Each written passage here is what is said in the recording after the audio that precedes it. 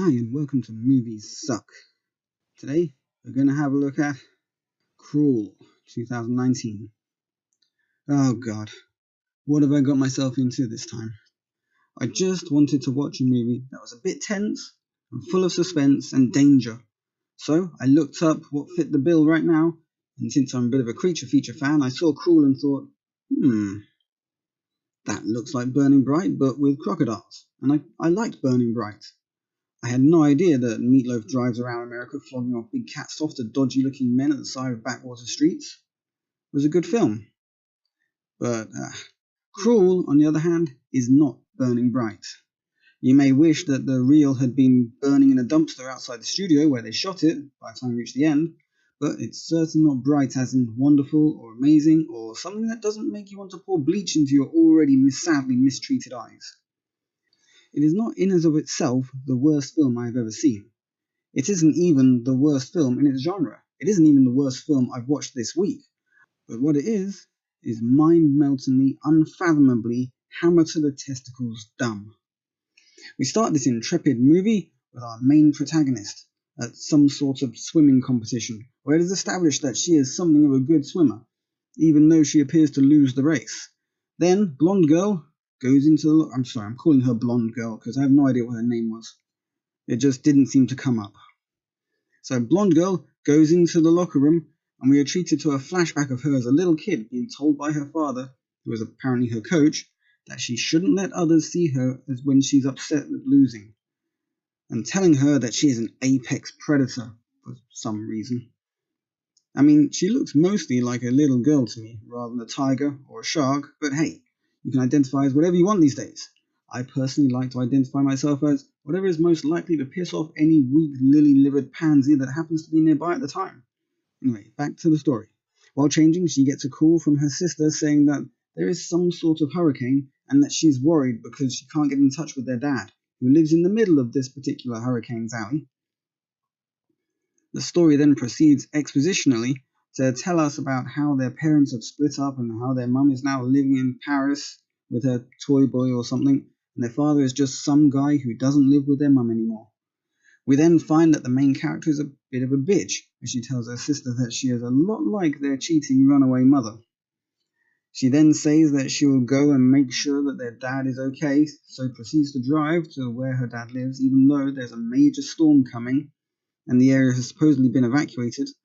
On the way, she meets an old friend who is now a policeman, or appears to be a policeman anyway, since he's helping direct the evacuation. He asks her about her sister, who used to be his girlfriend, and she fobs him off and tells him that she is going to check on her dad, who hasn't been answering his phone. And he tells her, no, you can't, we're evacuating the place. And then she says, oh, all right then. And can you at least check on him for me if you get a chance? She then decides, fuck it, and takes her jeep down a side track that bypasses the main road and ignores the friendly advice of her sister's ex-boyfriend, because, if they're evacuating an area, it can't be that dangerous. Will no doubt be completely fine and free of risk. Did you get the sarcasm? Yeah, good. She then goes to her dad's apartment and finds that he is not there. Only his cute little doggy is at home. Who decides to leave their dog at home in the middle of a storm while they bugger off to do, well, whatever? Some people just shouldn't be allowed to own a pet. Anyway, she also finds that her father has been reminiscing about his family and how things were before the breakup, because he's left lots of old pictures and other memorabilia out on the bed. From this, my agile mind started to think that her old man has topped himself, and we're going to find his body hanging from a rafter at the old house that blonde girl mentions while she is talking to her sister on the phone. But in this case, I'm jumping to conclusions because the movie doesn't do anything else to imply that something bad might have happened to her dad. So, she arrives at the old house and finds her dad's truck parked outside. Yay! We found him! All is well. Well, no, not quite, because on entering the house, she cannot find him. She goes all over the place yelling, but no sign of him. You say to yourself, that is strange. By this time, the storm is getting very severe and rain is coming down hard enough to obscure vision. So when she finds the back door open, she immediately decides to just go out there and have a look around. Finding nothing except a lot of water, she heads back and locks the door. Then she gives her dad another call, and lo and behold, his phone is sat there on the kitchen counter. Ah! Look out, here comes the first jump scare as a tree bursts through the window. If the film had stuck with building up tension, then giving us a meaningful payoff, I would have probably ended up enjoying this movie. But unfortunately, the tree bursting through a window in the old-fashioned cliche technique is about the level this movie stops at. We then follow our intrepid heroine as she wanders into the garage to find the dog barking at the access to the crawl space under the house, which is wide open, as well as the garage door being open. Because if you're gonna go missing during the storm, which threatens severe flooding, you'd obviously want to go crawling around under a house where it's safest from all that flood water. She then heads hesitantly, well, who wouldn't, under the house, into what appears to be some sort of maze of twisty little turns that are either perfectly normal for this style of house, I wouldn't know, I'm from England, or was designed by someone with the gift of clairvoyance and a really sadistic bent. So she starts crawling around under the house, then slowly we realise that we can hear a radio. Further on she finds a coat, and shock, a blood-stained pipe, dun dun dun. And suddenly, with a cry of, "Dad!" there he is, just around the bend under some pipes. Now, dear viewer, have a glance at your watch, and you'll find that you've been watching this movie for about 19 minutes.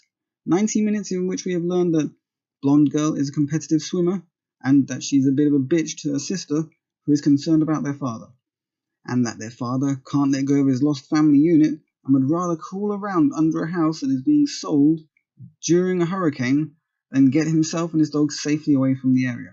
We have also learned that 19 minutes is apparently long enough to build enough of a backstory for us to abandon any further glimpses into motivations and life experiences of our protagonist, and can now safely get on with the important stuff like, where are the crocs? Or alligators, or whatever. Finding that her dad is injured and unconscious, she then starts to try and drag him out of the basement. But being a girl, she doesn't have enough muscle mass or weight required to drag a grown man across a rough floor.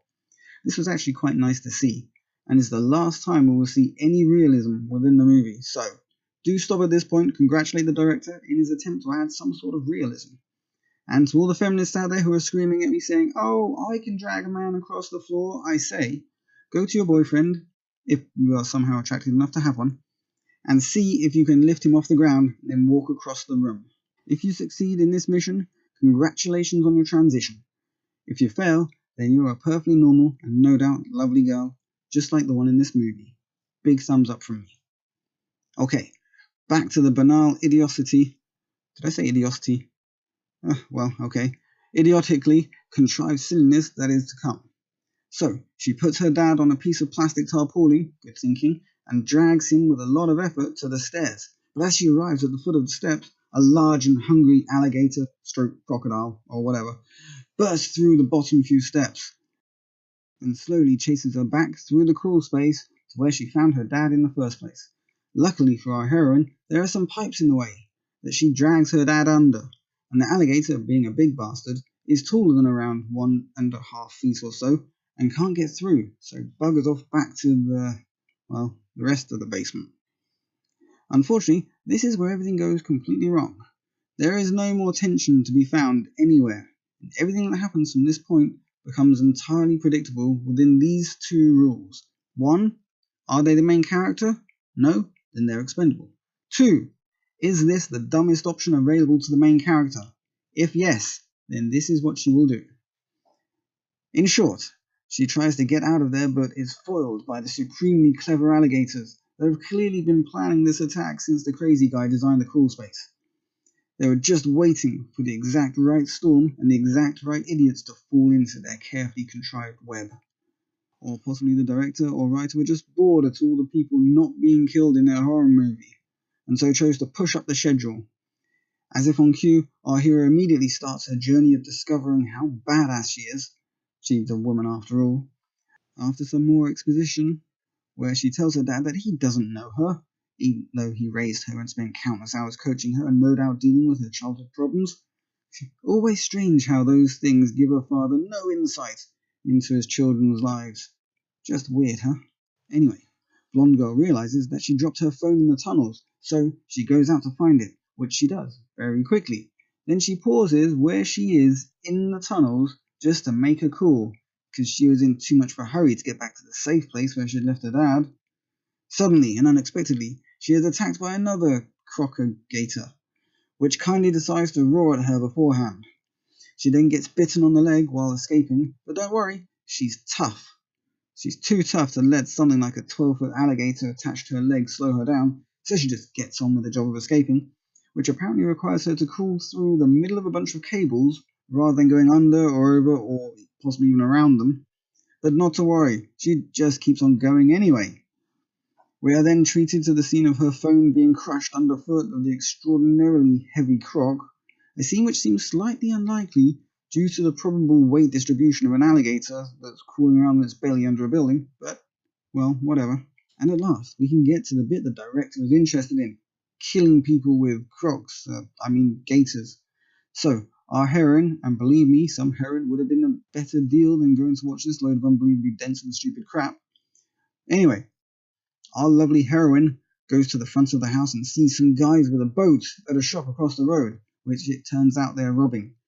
But she flashed her torch at them. Did I mention this is one of those crappy wind-up torches that after 3/4 of an hour of winding generates just enough light to help you find your keys in a dimly lit room, provided you find them within 38 seconds.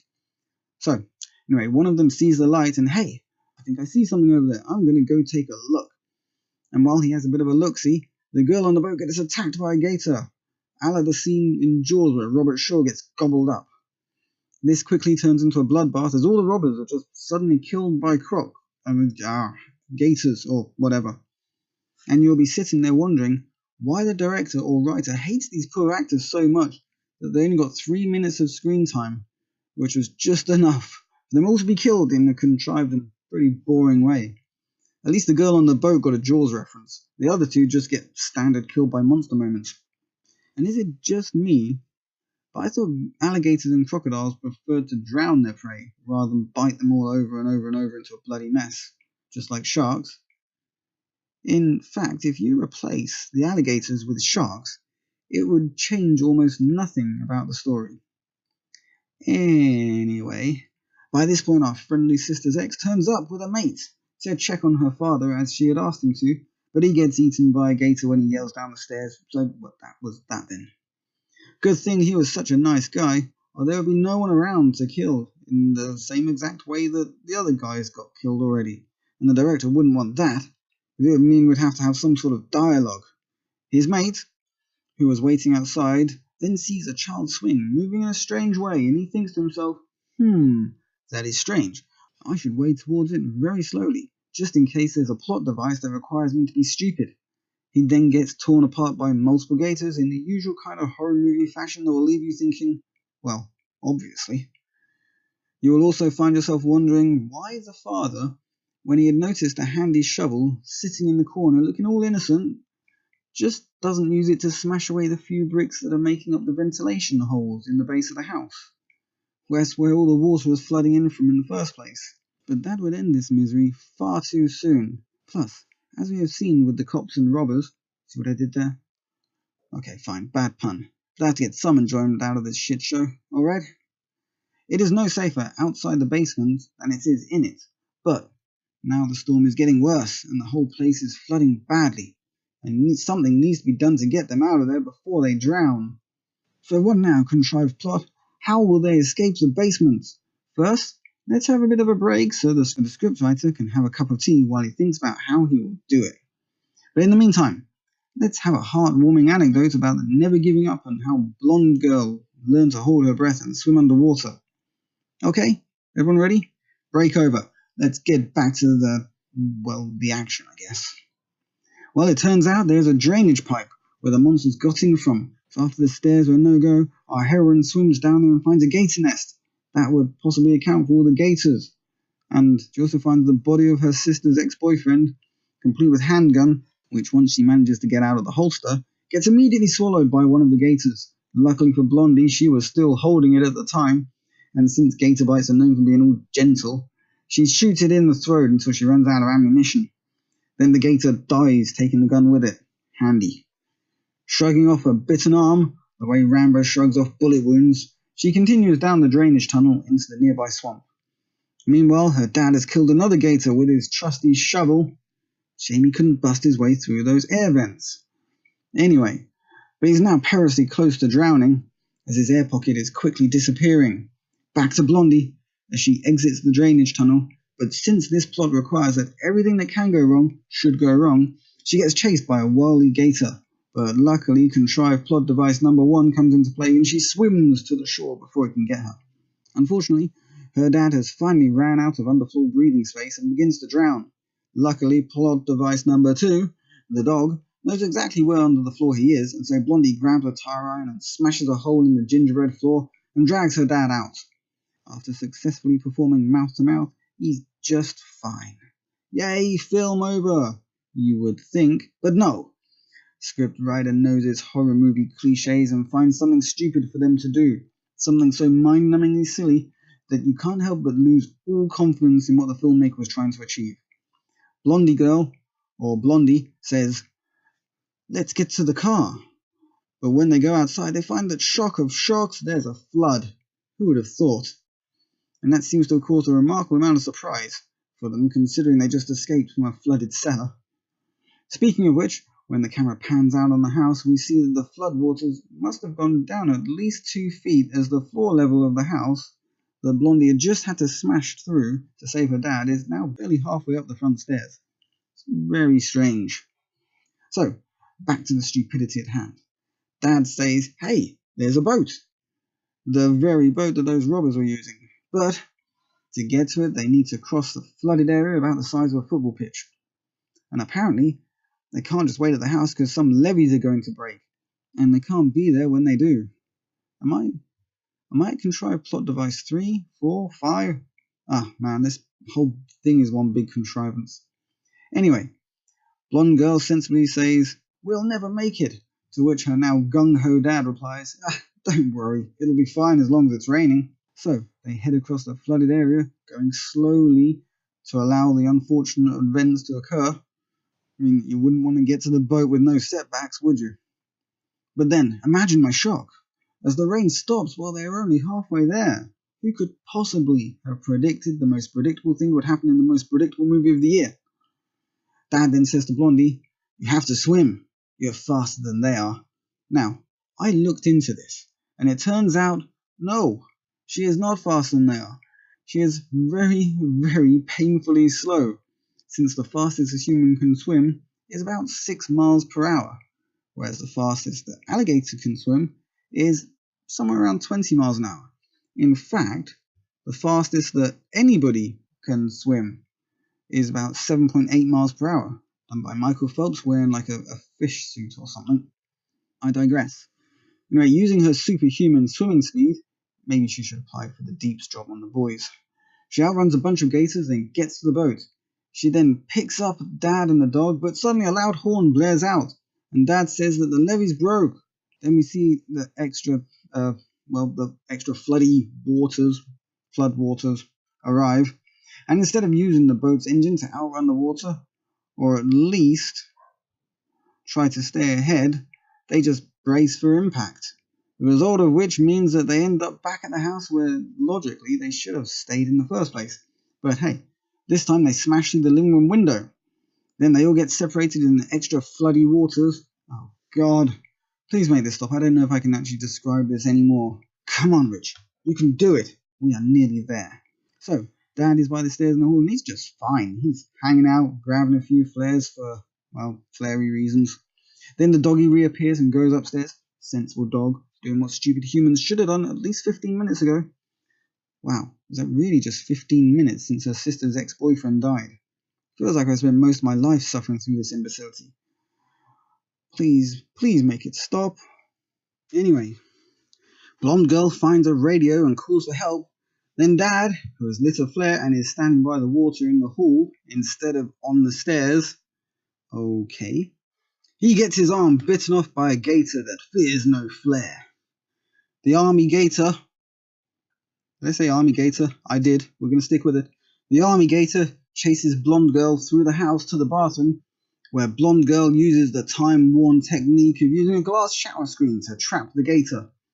A gator which earlier might very well have been the one that smashed through the steps into the crawl space, but is now rendered feeble by the might of the flimsy piece of glass. Now that the naughty army gator is trapped by Blonde Girl quickly returns to her dad, and they are just climbing up into the attic when she sees a rescue helicopter through a window. So she goes to it and lights a flare and waves it at the helicopter, even though the water is now halfway up the glass. Then out of the darkness, an alligator charges the window, which was too strong for the floodwaters, but is apparently no match for a charging alligator. The gator crashes through the window, but is lost in the melee of furniture and rushing water.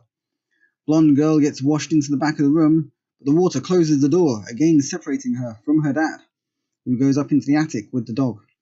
Blonde Girl yells, "Don't worry about me, I'm a badass who can handle anything," and so goes it alone, swimming towards the window hesitantly, just in case the gator returns, which it does, but sneakily from behind, the way that all preternaturally intelligent beasties do. Grabbing her by the shoulder, it does the only natural thing we see from a gator in this movie, and he does a death roll. Yay! Something realistic at last. But then she grabs a flare and sticks it in the gator's eye, allowing her to swim out of the window and grab hold of the guttering, which breaks away from the house. But the gator goes after her and attacks the guttering for some reason, which is not explained in the movie, since there was nothing stopping it from grabbing the blonde girl instead. But then the gator gets hit by a tree and gets washed away. Meanwhile, her good old one-armed dad smashes through the roof with his bare hand.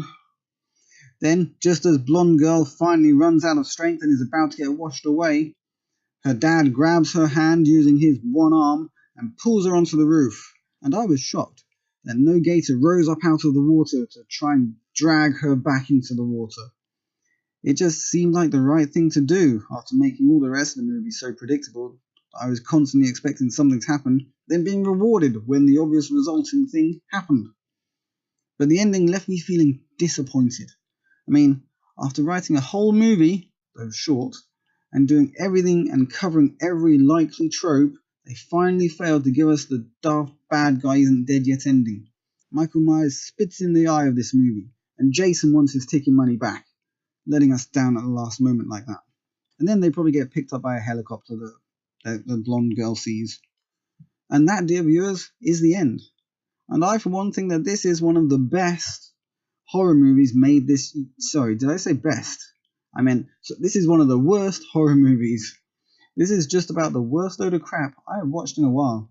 And I would be giving this a much worse review if it wasn't for the fact that I watched 47 Meters Down uncaged the next day. But I will get back to that movie in another video. So, how do I rate this movie? Well, let me put it this way.